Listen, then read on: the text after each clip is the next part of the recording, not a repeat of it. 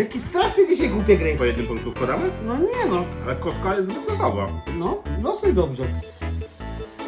Mam jak iluzjonista, tak. Wbić, żeby nie trafić. Skręć do pole czułe? No właśnie, nie wiem, chyba losowe. No ja co z tą szóstką jest? Prank! Ja graj w kostka, że wszystko zrobisz. Tak, 15.